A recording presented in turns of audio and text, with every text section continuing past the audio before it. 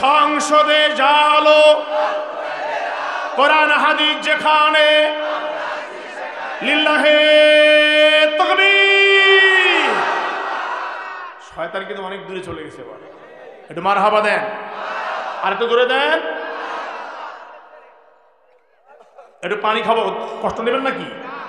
মানে গলা তো চলে না, অসল হয়ে গেছে। একটু বলছি, আমার মনে হচ্ছে আজকের ওয়াজটা, পরিবেশটা দেখে মনে হচ্ছে অল্প কিছু কথা হলো, আশা করা যায় লোকজন মনোযোগ সহকারে শুনবে। আল্লাহ আমাদের সবাইকে, সবার নামগুলি জান্নাতের খাতায় লিখে দিন। সকলে বলে আমিন। বলেন না জোরে আমিন। এবার আমরা শুরু করছি সূরা নহল আয়াত নাম্বার 90। ইন্নাল্লাহা ইয়া'মুরু বিল আদল ওয়াল ইহসান ওয়া ইতা'i যিল কুরবা। এটা পড়া হয় ইমাম সাহেব দ্বিতীয় খুতবায় পড়ে। মারহাবা দেয়। পাবলিক বোঝে না কি কয়। শুনুন, যেহেতু তাফসীর লেকচার শুরু করি, যে আয়াতটা পড়বেন তার শায় নজুলটা আগে বলা দরকার। আল্লাহর হাবিব বিশ্ব নবী মুহাম্মদুর রাসূলুল্লাহ, নবীর নাম শুনলে কি বলতে হয় বলেন জোরে ভালো করে, সাল্লাল্লাহু। উনি বাড়ির উঠানে বসে আছেন, হঠাৎ করে ওসমান ইবনে মাজুন নামে একজন সাহাবী যাচ্ছেন। হুজুর বলছেন, ওসমান বসবা না? জি বসবো। বসলেন। আর নবীর নিয়ম হলো যখন কথা বলতেন কারো মুখের দিকে তাকিয়ে কথা বলতেন, শুনতেন খুব মনোযোগ সহকারে। আবার কিছু লোক আসি কথা বলছে একদিকে মুখ আরেকদিকে, অহংকারী করি, রসুল করতেন না। এটা সুন্নার খেলাফ, আরেকদিকে মুখ করে কথা বলা শোনা। আমিও তাকিয়ে বলবো, আপনারাও তাকিয়ে দেখবেন, তাহলে সুন্নাহ আমল হয়ে গেল। মারহাবা কন্ত। মাঝে মধ্যে একটু তাকবির টাকবির দেবো কেন? যাতে ঘুম আসতে না পারে। Back to the point. আল্লাহর হাবিব বলছে, ওসমান বসবে না? বসবো। বসলেন, কথা বলছেন। হঠাৎ করে রসুল আকাশের দিকে তাকাচ্ছেন, ডান দিকে, বাম দিকে, নিচে, আবার আকাশের দিকে। ওসমান বলছে, হুজুর জীবনে বহু আপনার সঙ্গে বসেছি, এরকম কখনো দেখিনি। একবার আকাশে তাকালেন, একবার ডানে, একবার বামে, আবার নিচে, আবার উপরে, কেন হুজুর? আল্লাহর হাবিব বললেন, ওসমান ইবনে মাজুন শোনো, এই কিছুক্ষণ আগে আমার কাছে জিবরিল আসলো। আমার সামনে সে একটা আয়াত নিয়ে আসলো জিবরিল। সেই আয়াতটা হলো, ইন্নাল্লাহা ইয়া'মুরু বিল আদল, ইন্নাল্লাহা ইয়া'মুরু বিল আদলি ওয়াল ইহসানি ওয়া ইতা'i যিল কুরবা ওয়া ইয়ানহা 'আনিল ফাহশা'i ওয়াল মুনকার। আল্লাহু আকবার বলেন। আপনাদের সমস্যা হচ্ছে নাকি? এরা কারা যাচ্ছে? নেতা, অতিথি? যাক যাক, অতিথিরা তো আরো কাজ আছে। আমাদের একটা মাহফিল, ওদের ৩-৪টা মাহফিল থাকে। আগেই যাওয়া দরকার ছিল, তাই না? ভালো হতো। যাই হোক, মেহমানরা চলে গেছে, আমরা এখন প্রাণ ভরে কথা শুনবো এবং বলবো। আল্লাহ কবুল করুক। সকলে বলে আমিন। আপনারা কেউ কেউ যাবেন নাকি বলেন তো শুনি? হ্যাঁ, বাবা। আচ্ছা শোনেন, একটু বলি, আপনাদের কি আরো কারো যাওয়ার দরকার আছে? যদি কারো দরকার থাকে আমাকে হাত দেখে এখনই চলে যান। যদি এরপরে ওঠেন, এই প্যান্ডেলের খরচের কাছে বুঝি নেওয়া হবে। আমার বাংলা সদস্য বুঝতেছেন তো কথা? কারণ একজন লোক উঠলে ওর দেখে আর একজন যাবে, সর্বনাশ হয়ে যাবে। আপনারা জানেন যে আদম আলাইহিস সালামের বেটা কাবিল প্রথম যখন হত্যা করলেন, খুন করলেন, কিয়ামত পর্যন্ত যত পাপ হবে, খুন হবে, একটা পাপ ওকে গ্রহণ করতে হবে। মাথা রাখবেন। এজন্য আপনি এখান থেকে উঠে গেলে আপনার দেখা দেখি আর একজন যদি উঠে যায়, তার পাপের ভাগে আপনাকে নেওয়া লাগবে। যত লোক যাবে সবার পাপের একটা অংশ আপনি পাবেন। সুতরাং যারা যাবেন এখনই বলেন কে যাবেন আমি দেখি। এরপরে কেউ উঠলে 50,000 টাকা জরিমানা করা হবে।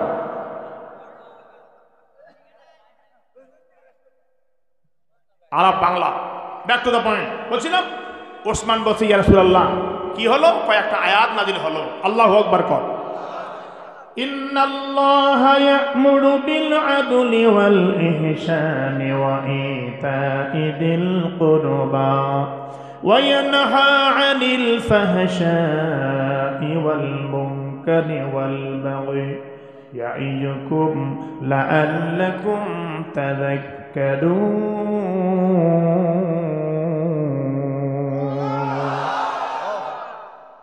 হে ওসমান ইবনে মাজুন, তুমি শোনো, একটা আয়াত নাজিল হলো, সূরা নহলের 90 নম্বর আয়াত।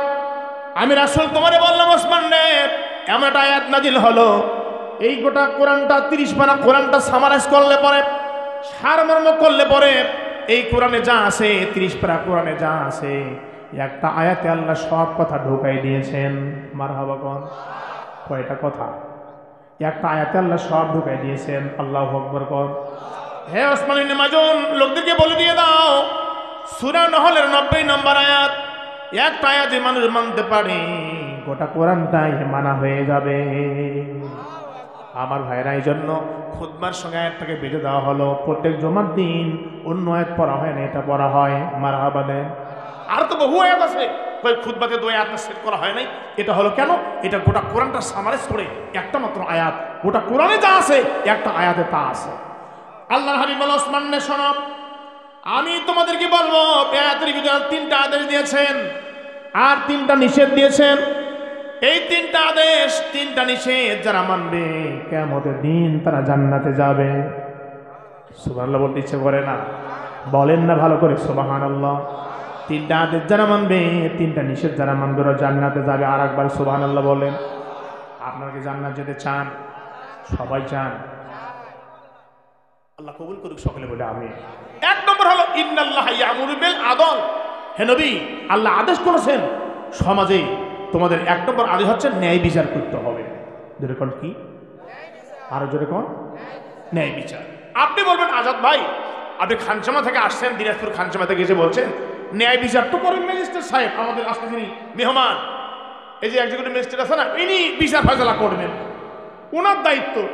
জজ করবেন, তারপরে গ্রামের বিচার আচার চেয়ারম্যান মেম্বার করবেন। আমরা সাধারণ পাবলিক, আমরা কি ন্যায় বিচার করব? আপনিও ন্যায় বিচার করবেন, কারণ ইন্নী জাইলুন ফিল আরদি খলিফা। আল্লাহ বলেন, নবী হে, প্রত্যেকটা মানুষই হলো দায়িত্বশীল, প্রতিটি খলিফা। প্রত্যেকটা মানুষই ন্যায় বিচার করবে। সেটা করবে তারা কোথায়? নিজের পরিবারে ন্যায় বিচার করবে। আল্লাহ আকবার। আমি মেরিকে দাঁড় করে রাখছি, ওখানে বসা রাখছি, মনে আছে আপনাদের? মেরি কোথায় আছে বসে? আর ওই ছেলে যে তেলাওয়াত করবে কোথায়? ওই কাতারের ফুটবল টুর্নামেন্টে। মাথায় আছে? ওটা একটু পরে বলি, আগে এটা একটু তাফসীর লিখছে, তাফসীরটি শুরু করি। একটু মারহাবা দিয়ে দেন ভাইরা আমার। ইতিমধ্যে আল্লাহ তাআলা বললেন, ইন্নাল্লাহা ইয়ামুরু বিল আদল, ন্যায় বিচার করো। রাসূল বললেন, তোমরা পরিবারে আগে ন্যায় বিচার করো। এটা কেমন কথা? পরিবারে ন্যায় বিচার মানে আপনি বাড়ির একজন কর্তা, আপনার সন্তান আছে, আপনার বউ আছে, আপনি সবার সামনে সবার সঙ্গে আপনি ন্যায় বিচার করবেন, সমান সমান ব্যবহার করবেন। মারহাবা দেন। কিছু লোক আছে, কোনো ছেলেকে জমি লিখে দেয়, কোনো মেয়েকে দেয়, কাউকে দেয় না, কোনো মেয়েকে দেয় না, ছেলেকে দেয়, এরকম স্বভাব কি আছে না? এটা তাহলে পরিবারে ন্যায় বিচার করা হয় না। আমি বসে আছি, একজন লোক এসে বলছে, চাচা আপনার কাছে এলাম একটা বিষয়ের জন্য। কি হয়েছে বাবা? যে আমার বিয়ে করেছি এক জায়গায়, আমার বিয়ে হয়েছে, আমার বউরা 2 বোন, আর আমার একটা শ্যালক আছে। তা আমার শ্বশুরের 50 বিঘা জমি। কয় বিঘা? আচ্ছা, এদিকে কয় শতকে 1 বিঘা হয়? 33। আরে বাবা, আপনারা তো দুর্বল দেখতেছি আসলে। আমাদের 50 শতকে। একটু মারহাবা দেন তো। যাই হোক, ঘুরি ফিরি একই তো। যাই হোক, আমাদের 50 শতকে বিঘা। তা মনে করেন ওই 50 শতক বিঘার জমি আছে তার 50 বিঘা। কয় বিঘা? বেটা কয়টা? বেটি কয়টা? 2টা। এখন বলছে, চাচা উনি এখন হজে যাবেন, আল্লাহ চাহে হজ যাবেন, টাকা দাখিল হয়ে গেছে, আর কয়েকদিন পরে উনি একটা হজের অনুষ্ঠান করছে, বাড়িতে মেহমানদেরকে ডাকছেন, খাওয়া দাওয়া করাচ্ছেন। চাচা, তো একটা ঘটনা হচ্ছে, আমার বউকে দিয়েছে 10 কাঠা 25 শতক, আর আরেকটা বোনকে দিয়েছে 10 কাঠা 25 শতক, আর 49 বিঘা জমি সেটাকে লিখে দিয়েছে। কয় বিঘা? আপনাকে বলেন, এক ছেলে সমান 2 নারী যদি হয় কোরআনের বিধান, তাহলে 25 বিঘা সম্পত্তির মালিক ওই মেয়ে 2টি। আপনার কি মনে করেন? হিসাব ঠিক আছে তো? শোনেন, আমার কথা একটু ভালো করে বুঝবেন। আমি কিন্তু ওই মানে কেচ্ছা কাহিনী, সাপের কেচ্ছা বাঘের কেচ্ছা বলবো না, কোরআন থেকে শোনাবো। ভাইয়ের আমার, লোকটি বলল, হুজুর 50 বিঘা সম্পত্তির ভিতরে 49 বিঘা সম্পত্তি লিখে দিল তার ছেলেটাকে, আর মেয়েকে 10 কাঠা করে 1 বিঘা দিল। আমি কি অনুষ্ঠানে যাব? আমি বললাম, তোমার মন চাইলে যাও, না চাইলে না যাও, কিন্তু মাথা রাখবা, তোমার শ্বশুরকে বলে দিবা যে আব্বাজান, আপনি যদি 1 বার হজ না 50 বার হজ করতে যান, 100 বার হজ করতে যান, আপনার হজ কবুল হবে হবে। আপনি কার হক মেরে কাকে দিয়েছেন? আপনি সর্বনাশ হয়েছেন। তাহলে বোঝা গেল পরিবারের ন্যায় বিচার করা মেয়েকে ঠকাই দিল। অথচ মেয়েদেরকে ভালো করে যত্ন নিলেই আল্লাহ রাসূল বলছেন তারা জান্নাতে চলে যাবে। ছোট্ট একটা হাদিস শুন ভাইয়ের আমার। সাইয়েদনা নোমান বিন বশির বলেন, একদা আমার বাবা আমাকে 1 বিঘা জমি লিখে দিয়ে দিল। খুব কান লাগেন ভাইরা, হাদিসটি সহিহ হাদিস। নোমান বিন বশির বলেন, মুসলিম শরীফের হাদিস, তিনি বলেন আমার বাবা আমাকে 1 বিঘা জমি দিল। আমার 33 শতকে 1 বিঘা জমি তাকে দিয়ে দিল। বলছেন বাবারে তোমার ভালোবেসে 1 বিঘা জমি দিয়ে দিলাম। আমার মা বলল, ও আমার স্বামী, ছেলেকে জমি লিখে দিলা, তুমি যাও আমার নবীকে একটা সাক্ষী রাখো, 1 নম্বর সাক্ষীটা আমার নবীকে করো, মারহাবা কর। আচ্ছা, জমির দলিল করলে একটা সাক্ষী লাগে না? কয়জন লাগে? কমপক্ষে 2 জন লাগে না? সাক্ষী লাগে। ওই যুগে সাক্ষী ছিল তো। নোমানের মা বলছে, স্বামী আমার, তুমি আমার এই ছেলেকে জমি লিখে দিচ্ছ তো দাও, আমার আপত্তি নেই, তবে সাক্ষী রাখতে হবে মুহাম্মদ রাসূলুল্লাহ। একটু বোঝেন কথাটা, খুব মারাত্মক কথা কিন্তু। কারণ নোমানের মা খুব মারাত্মক চালাক মহিলা ছিলেন। কেন? সে স্বামীর সঙ্গে ঝগড়া করবে না। আচ্ছা, আপনার জমি আপনি আপনার ছেলেকে লিখে দেন, আর আপনার বউ যদি বাধা দেয়, আপনি কি বলেন তোর বাপের জমি আমার জমি কি করি করি, তোর বাপের কি কি ঝগড়া লাগতে পারে না? কিন্তু এই মহিলা ঝগড়া করবে না, এমন ভাবে কাজটা করেছে যাতে করে এমন জায়গায় ঢেল মারবে আর কোনো গন্ডগোল না হয়, কাজও যেন হয়, সাপও মরবে লাঠিও ভাঙবে না। মারহাবা দেন তো। কি মেধাবী মহিলা ছিলেন। কারণ স্বামীর সঙ্গে তর্ক করলে, বিতর্কে লিপ্ত হলে স্বামীরা মন খারাপ করে। এটা কথা বলেন তো, স্বামীরা কি চায় যে বউরা তর্ক করুক? এটা কি চায়? কোন স্বামী চায় না যে মুখে মুখে বউরা তর্ক করুক। মা বোনরা শোনেন ভালো করে, রাগ করবে না, বুঝার জন্য বলছি মায়েরা, স্বামীরা এটা একদম পছন্দ করে না যে মুখে মুখে কেউ তর্ক করুক, কোনো বউ তর্ক করুক। আর বউরা এটা পছন্দ করে না স্বামী কথায় কথা বলে, মেরা তোর বাপের বাড়ি যা, গেট আউট, তালাক দিব, বলে না। এটা মেয়েরা পছন্দ করে না। কথায় কথায় বের হ বের হ বের হ, চলে যা, বাপের বাড়ি যা, এগুলি বলবেন না, এগুলি গুনাহ কবিরা, এগুলি করবেন না। আল্লাহ আমাদের হেফাজত করুক সকলে বলে আমিন। আর বউরা যদি স্বামীর মুখে মুখে তর্ক করে, এটা স্বামীর একদম পছন্দ করে না। ওই মাঝে মধ্যে কিছু মহিলা ফোন করে, হুজুর আমার স্বামী খুব গালিগালাজ করে, মারধর করে, তাবিজ দেন তো। এক ইমাম সাহেবকে বলছে, হুজুর একটু পানি পড়া দেন তো। হুজুর, ইমাম সাহেব শুক্রবারের দিন তো 1 বোতল পানি পরে দিয়েছে, নেয় এই পানি পড়া নিয়ে যাও। স্বামী রাগ করলে বোতলটা সুন্দর করে খোলাইয়া মুখে ধরবা। কথা কিন্তু বলা যাবে না, কথা বললে পানির গুণাগুণ নষ্ট হয়ে যাবে। আমার তখন দোষ দিও না। স্বামী যখন রাগ করবে, ওই পানির বোতলের মুখটা খোলাইয়া ঠিক মুখ বরাবর ধরে থাকবে। কথা বললে কি হবে? পানির গুণাগুণ কি হয়ে যাবে? নষ্ট হয়ে যাবে। একদিন তার স্বামী খুব রাগ, অমুক তমুক, বাসায় খুব তর্জন করতে শুরু করছে। মহিলার তাড়াতাড়ি মনে হচ্ছে ইমাম সাহেব পানি পড়া, দৌড়ে গিয়ে বোতলটা নিয়ে এসে প্রায় আধা ঘন্টা, কতক্ষণ? আচ্ছা, আধা ঘন্টা যে একটা মানুষ চিল্লি করে আর বউ যদি কথা না কয়, ওখানে ঝগড়া হবে? এবার অনেকক্ষণ ধরে আসে, এবার লোকটা চিল্লি করে, কত চিল্লি করে, হাফসি পাইছে, হ্যাঁ কথা হবে, যা চলে গেছে বাড়ি থেকে বের হয়ে। তোর মহিলা বলছে, সর্বনাশ, আমার ভাগ্য খুব ভালো, আজ যে মেজাজ নিয়ে আসছিল তা ভাগ্য ভালো যে ইমাম সাহেবের পানি পড়া ছিল। আজ আপনার বুদ্ধি থাকলে বলেন তো, পানি পড়ায় কি কাজ করছে? কি বলেন বলেন? আর মুখ বন্ধ করা, রাইট, একটু মারহাবা দেন। তার মানে ওই যে কথা বলে নাই, এইটা কাজ হয়েছে, পানি পড়ার কোনো কাজ। তাহলে বুঝা গেল চুপ থাকাটাই ভালো, একটু মারহাবা দেন। নবীর সাহাবী নোমানের মা বশিরের বউ এত মেধাবী ছিলেন, সে তর্কে জড়িয়ে যাবে না, কিন্তু কাজটা এমনভাবে করেছে, তুমি রসুলকে সাক্ষী রাখো, ওগো এটাই আমার আপত্তি, মারহাবা দেন তো। স্বামী বলছে, আচ্ছা ঠিক আছে, তোমার যখন ইচ্ছা আমি নবীর কাছে যাচ্ছি। নোমান আসো, নোমানকে নিয়ে চলে গেছে। হুজুর, আমি নোমানকে 1 বিঘা জমি লিখে দিয়েছি, এ আমার পাগলি বউ বোঝে না, শুধু আপনাকে সাক্ষী রাখতে বলছে, একটু সাক্ষী হন তো। আল্লাহর হাবিব বলল, আফাল তাহা যাবে অলিদিকা কুল্লুহুম, হ্যাঁ নোমান বিন বশির, হ্যাঁ বশির, তুমি কি তোমার সব ছেলে মেয়েদেরকে দিয়েছো, এই জমি লিখে দিয়েছ? ক্বালা, তিনি বলছেন, লা, না দেই নাই। আল্লাহর হাবিব বলল, ক্বালা ইত্তাকুল্লাহ ওয়া আদিলু ফি আওলাদিকুম, হ্যাঁ নোমান বিন বশির, তুমি ভালো করে শোনো, আল্লাহকে ভয় করো আর পরিবারের ভিতরে ন্যায় বিচার করো, কাউকে দিবা কাউকে দিবে না, এটা ন্যায় বিচার নয়, আল্লাহকে ভয় করো। মারহাবা কন। আল্লাহর হাবিব বলল, আল্লাহ ইচ্ছা তুরিদু মিনহুমুল বিররা মিসলামা তুরিদু মিন জাব, তুমি কি চাও না তোমার সব ছেলে মেয়ে তোমার সঙ্গে ভালো ব্যবহার করো, উত্তম ব্যবহার করো। কালা বালা, তিনি বলছেন হ্যাঁ আমি চাই। আল্লাহর হাবিব বলল তাহলে আমি লা শাহাদ, আমি সাক্ষী হলাম না। তার নবীজি বুঝাই দিলেন ও আল্লাহর গোলাম, তুমি শোনো, আমি সাক্ষী হলাম না, তুমি চলে যাও। তুমি তোমার ছেলেকে সবাইকে না দিলে কাউকে দিতে পারো না। নোমান বলেন ফারাজা আবি ফারাদাতিলকা সাদকা রাহ মুসলিম আও কামা ক্বালান নবী আলাইহিস সালাতু ওয়াস সালাম। নোমান বলেন আমাকে বাসায় যাওয়ার পর আমার বাবা বললেন, বাবা যা লিখে দিয়েছি তা আমাকে ফেরত দিয়ে দাও। আমার বাবা সেটা ফেরত নিয়ে নিলেন। যেরকম সুবহানাল্লাহ। আমার ভাইয়া, তার মানে জমিটা সে আর পাইল না, নবীজি দিলেন না।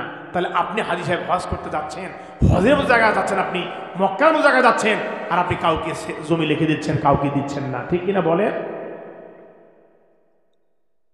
50 বিঘা সম্পত্তি 49 বিঘা লিখে দিল ছেলেকে, আর মেয়েকে দিলে 1 বিঘা। হজ হবে? বলেন হজ হবে? সুতরাং রাসূল বলেন ও লোকেরা শোনো, এমন আয়াত নাযিল হয়েছে ইন্নাল্লাহা ইয়া'মুরু বিল আদল। খুতবা যখন ইমাম সাহেব পড়বে আদল, তখন মাথায় রাখতে হবে আমাকে পরিবারে ন্যায় বিচার করতে হবে, কাউকে কম বেশি করা যাবে। বলছে হুজুর, সাবরাজ হুজুর, এই যে ন্যায় বিচারের কথা বললেন, পরিবারে ন্যায় বিচার করলে আমার লাভটা কি? আগে মারহাবা কর তো, মারাত্মক কথা, জোরে মারহাবা কর। আল্লাহর হাবিব বলল ইন্নাল মুকসিতিনা ইনদাল্লাহি তাআলা আলা মানাবিরা মিন নূর আলা ইয়ামিনির রহমান আল্লাযিনা ইয়াদিলুনা ফি হুকুমিহিম ওয়া আলিহিম ওয়া মাওয়ালুদ। রাহ মুসলিম। আল্লাহর হাবিব বলল কিয়ামতের দিন আল্লাহ যখন সিংহাসনে বসবেন, আরশে আজিমের উপরে সিংহাসনে বসবেন, আল্লাহর ডান দিকে যে নূরের চেয়ার থাকবে ফাঁকা, মারহাবা দেন, ভালো করে দেন। সাহাবারা বলে হুজুর ওই চেয়ারগুলি কাকে দেওয়া হবে? আল্লাহর হাবিব বলল ইয়াদিলুনা ফি হুকুমিহিম ওয়া আলিহিম, যারা পরিবারে ন্যায় বিচার করবে তাদেরকে আল্লাহ কিয়ামতের দিন ওই চেয়ার দান করবেন। জোরে কোন সুবহানাল্লাহ। আমার ভাইরা, তার মানে পরিবারে ন্যায় বিচার করলে আল্লাহ ওই জায়গাটা দিয়ে দিবেন। আল্লাহু আকবার কোন। আমার ভাইরা, আমি বুঝি না, আমাদের সমাজে অনেক পিতামাতা আছে পুরুষ ছেলেকে লেখাপড়া শিখায়, কাউকে শিখায় না। আপনি পরিবারের ন্যায় বিচার করতে পারেন নাই, আপনি চেষ্টা করার পর সেদিন না শেখে তার ব্যাপার। আপনি আপনার বাচ্চাকে কাউকে কোরআন শিক্ষা দিয়েছেন, কাউকে দেন নাই, আপনি কিয়ামতে ধরা খাবেন। আপনি ন্যায় বিচার করতে পারেন নাই। প্রত্যেকটা সন্তানকে আপনার সঠিকভাবে শিক্ষা দেওয়ার দরকার ছিল। ভাইরা, এখন তো রাগ করবে না, বুঝাতে বলছি। অনেকে মাহফিল দেখতেছি এসে ওই শেখ হাসিনা পালাইছে এই নিয়ে ওয়াজ করতেছে। এটা তো জানা, সবার জানা আছে। আমি বলি এই গুরুত্বপূর্ণ কথাগুলি বললে মানুষের চরিত্রের পরিবর্তন হতে পারে। এই মূল্যবান কথাগুলি আর সমাজে বলা হচ্ছে না। আমার ভাইয়েরা, আপনার পরিবার ঠিক নাই, কোথাও আপনার ঠিক নাই। আপনি পরিবারের কারণে জান্নাতি হবেন, পরিবারের কারণে জাহান্নামী হবেন, বলছেন মুহাম্মদ রাসূলুল্লাহ। আপনি কোন সন্তানকে লেখাপড়া শিখালেন, কাউকে শিখালেন না, কাউকে আপনি টাকা পয়সা দিলেন, কাউকে দিলেন না, কাউকে জমি দিলেন, কাউকে দিলেন না। আপনি জানেন কত সর্বনাশ করছেন আপনি। সুতরাং আল্লাহ রাসূল বলছে ইন্নাল্লাহা ইয়া'মুরু বিল আদল, এক নম্বরে ন্যায় বিচার। ও মুসলমানেরা, তোমরা পরিবারে ন্যায় বিচার প্রতিষ্ঠা করো। এবার মারহাবা কত। বিশেষ করে কন্যা সন্তানদের প্রতি যত্নশীল হও। স্পেশালি বললেন কন্যার কথা। রাসূলের স্ত্রী উম্মুল মুমিনিন মা আয়েশা সিদ্দিকা রাদিয়াল্লাহু আনহা ঘরে বসে আছেন, একজন মহিলা এসে বলছে তাসাআলনি, আমারে কিছু দেন, একটু মারহাবা দেন। মা আয়েশা বলছেন ফালাম তাজি ইনদি গায়রা তামারাতিন ওয়াহিদা, কিন্তু আমার কাছে মাত্র একটা খেজুর ছাড়া আর কিছু নাই। আমি আশ্চর্য হয়ে যাই, মাঝে মধ্যে চিন্তা করি, নবী হলে রাষ্ট্রপতি, রাষ্ট্রপতির বউয়ের ঘরে শুধুমাত্র একটা খেজুর। হাদিসটা বুখারী। মা আয়েশা বললেন ফালাম তাজিদ ইনদি গায়রা তামারাতিন ওয়াহিদা, আমার মাত্র একটা খেজুর।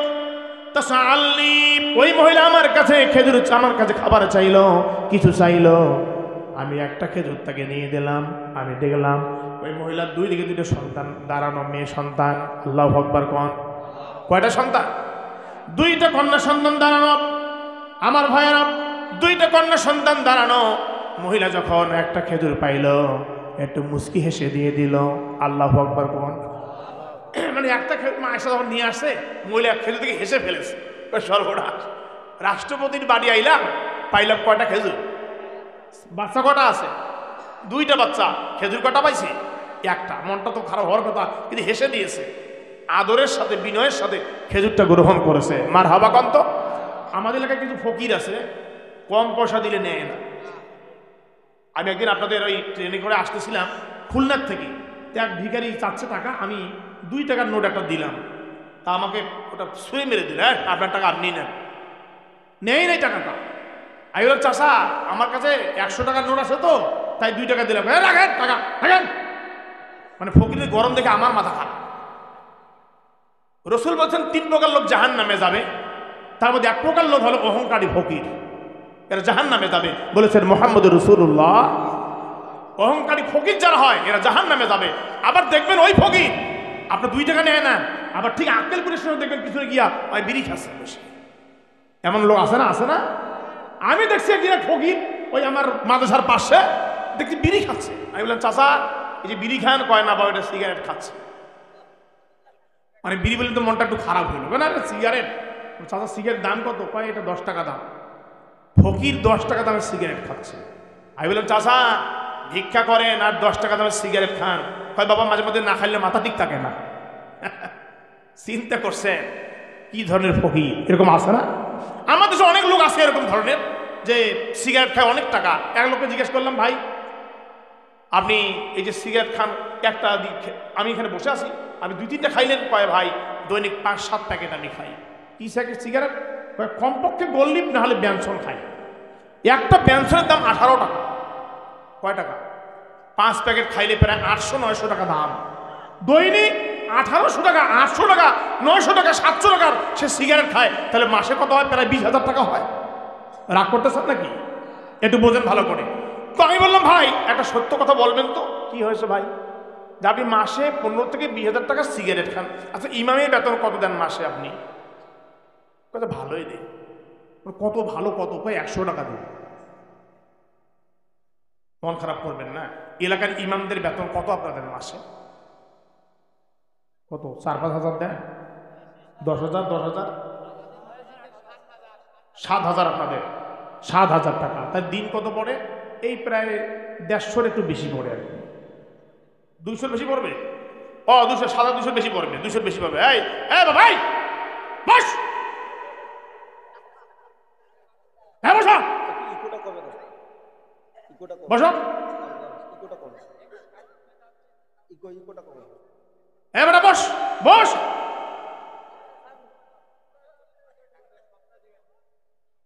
আমি এটা কি আয়াত এখানে শুরু করছি জানেন আপনি? এটা কোন আয়াত? একটা আয়াত পড়লে মানুষ জান্নাতি হয়ে যাবে। মারহাবা কোন?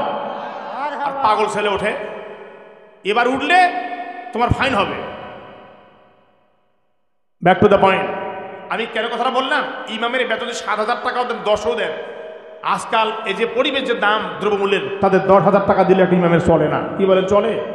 কিন্তু আমরা কি করি? খুব কম বেতন দেই, কিন্তু আমাদের ইমাম সাহেবরা খুব ভদ্র হয় সমাজে। আমাদের চাকরি করি বেতন কম হলে সরকারের কাছে দাবি করে আমাদের টাকা বাড়ান টাকা বাড়ান টাকা বাড়ান, মহার্ঘ দেন। কিন্তু ইমাম সাহেবরা কখনো জীবনে দেখছেন যে রাস্তায় মিছিল করছে বেতন বাড়ান বেতন বাড়ান? দেখছেন তো কখনো? ইমামরা সব থেকে ভদ্র হয়। এটা মারহাবা দেন তো। আমি আমাদের এই এলাকায় হুজুর আছে, একটু রসিকতা করে ভালো। ওই হুজুরের কাছে এক লোক গিয়ে বলছে হুজুর আমাদের ইমাম সাহেব নামাজ পড়তে গিয়ে সেজদা দিচ্ছে, হঠাৎ করে পায়জামা ছিঁড়ে গেছে। কি ছিঁড়ে গেছে? তো বলছে যে হুজুর নামাজ কি হয়েছে? বেতন কত দেন? কয় দেই 6,000 টাকা দেই। কয় হ্যাঁ নামাজ হয়ে গেছে। 20,000 টাকা দিলে কমপক্ষে 20,000 দিলে ভালো হতো। ইমামদের বেতন দেবেন। রসুল বলছেন, একটা কথা শুনুন ভালো করে। রসুল বলছেন শেষ জামানায় এমন সময় আসবে আলেমদের সম্মান করলে নাবিয়ান, একজন আলেমকে সম্মান করলে 70 জন নবীকে সম্মান করা সব আল্লাহ আমলনামা দিয়ে দেবেন। আলেমদের সম্মান করবেন, ইজ্জত দেবেন, আল্লাহ আপনার সম্মান ইজ্জত বাড়িয়ে দেবেন। আল্লাহ কবুল করুক সকলে বলে আমিন। ভাইরা আমার, মা আয়েশা বললেন আমার রাষ্ট্রপতি স্বামী আমার ঘরে একটা মাত্র খেজুর, মনে আছে কথা? তিনি বলে আমি খেজুরটা তাকে দিয়ে দিলাম। হেসে দিয়ে তিনি নিয়ে নিলাম। আপনার তাই হাব খেজুরটা নিয়ে সমান 2 ভাগ করলেন, 2টা সন্তানের হাতে দিয়ে দিল, 2টা অংশ হাতে দিয়ে দিল। অতঃপর বাচ্চা 2টি মুখে দিয়ে দিল। মা আয়েশা বলল আমি দেখলাম ওই মহিলার ভিতরে কোনো দুঃখের ছাপ নাই। 2টা সন্তানকে খেজুর অংশ দিয়া সুম্মা কামাত ফাখারাজাত, অতঃপর মহিলা বের হয়ে গেল। ফাদাখালান নবী সাল্লাল্লাহু আলাইহি সাল্লাম, আল্লাহর হাবিব তখন বাসায় চলে এলো। আমি বললাম হুজুর আপনি রাষ্ট্রপতি, আপনি আমার স্বামী, আপনি আমার স্বামী, আমি আপনার বউ। আমার ঘরের ভিতরে মাত্র একটা খেজুর, ইয়া রাসূলুল্লাহ আমার ঘরে একজন মহিলা আসলো 2টা মেয়ে সন্তানকে নিয়ে, কিন্তু পারলাম না, একটা খেজুরে দিয়ে দিলাম। আমার ইচ্ছা ছিল বেশি থাকলে বেশি করে দিয়ে দিতাম, কিন্তু মহিলা 2টা সন্তানকে ভাগ করে খেজুরটা দিয়ে দিল, এরপরে চলে গেল। আল্লাহর হাবিব বলল, ও আমার আয়েশা, মাইয়ালি মিন হাযিহিল বানাতি সাইয়াব ফাআসনা ইলাইহিন্না কুন্না লাউ সিদরাম মিনান নার, রাহু বুখারী আও কামা ক্বালা নবী আলাইহিস সালাতু ওয়াস সালাম। আল্লাহর হাবিব আয়েশা রে সাক্ষী থাকো, ওই যে মহিলাটি তার সন্তানকে দেখাশোনা করে, বিশেষ করে কন্যা সন্তান 2টাকে স্থান করেছে, দয়া করেছে, সেজন্য আমি বললাম এই 2 সন্তানকে দেখাশোনার কারণে সিদরাম মিনান নার, কিয়ামতের দিন জাহান্নামের আগুন থেকে বেঁচে যাবে, ওই লোকটাকে আল্লাহ জান্নাত দান করে দিয়ে দিবেন। জোরে কোন সুবহানাল্লাহ। সুতরাং মেয়ে মানুষকে ইহসান করা কুন্না লাহু সিদরাম মিনান নার, জাহান্নামের আগুন থেকে এটা ঢাল হয়ে দাঁড়াবে, আপনি জাহান্নামে যাবেন না, আল্লাহ আপনাকে বাঁচিয়ে দিবে। সুবহানাল্লাহ বলে। কিন্তু আমরা কি করলাম? হজ করতে গেলাম আর কন্যা সন্তানকে ঠকালাম। তাহলে এক নম্বরে বলছিলাম আমাদের পরিবারে ন্যায় বিচার করতে হবে, ইন্নাল্লাহ ইয়ামুরু বিল আদল। এক কথাই হচ্ছে আমাদের পরিবার থেকে ন্যায় বিচার শুরু করতে হবে, একটু মারহাবা দিয়ে দেন। 2 নম্বরে আদল আপনাকে করতে হবে কোথায়? আগে গ্রামে। কোথায়? আমার ভাষা বুঝতে হবে, কিন্তু কোথায়? মানে গ্রামে পাড়ায় পাড়ায় ঝগড়া লাগে, মানুষের মধ্যে লাগে না? এই ঝগড়া মীমাংসা করার জন্য হয়তো এলাকার মুরব্বীরা যায়, দায়িত্বশীলরা যায়, অথবা মেম্বার চেয়ারম্যানও যায় কিনা বলেন? আপনারা বলেন তো, প্রথম থেকে আদালতে যায় না, এলাকার মুরব্বীরা যে বিচারটা করে মেম্বার সাহেব করে অথবা চেয়ারম্যান সাহেব করে। আপনি চেয়ারম্যান না, মেম্বার না, এলাকার দায়িত্বশীল, আপনার কাছে লোকেরা যায়, একটু বিচারটা করে নেন। অনেকে আছে ওই বিচার করতে গিয়ে কারো পক্ষ নিয়ে নেয়, আছে না? আছে। আবার দেখবেন কেউ আছে গোপন ভাবে কারো কাছে টাকা নিয়ে খায়, আছে কিনা বলেন? তাহলে আপনি অবশ্যই ন্যায় বিচার করতে পারলেন না। ইন্নাল্লাহ ইয়ামুরু বিল আদল, ওই আদলটা আপনি মানলেন না। একটু ভালো করে শোনেন, যদি আপনি একটা ন্যায় বিচার সমাজে করতে পারেন, সবাই কান লাগান ভালো করে, একটা ন্যায় বিচার কয়টা? আরো জোরে বলেন। কেন বলতে জানেন? এটা শুনে আশ্চর্য হয়ে যাবেন। একটা ন্যায় বিচার আপনি কোনো একদিন এলাকায় করেছেন, একটা ঘুষ টুস খান নাই, সঠিকভাবে ন্যায় বিচার করেছেন, আপনার লাভটা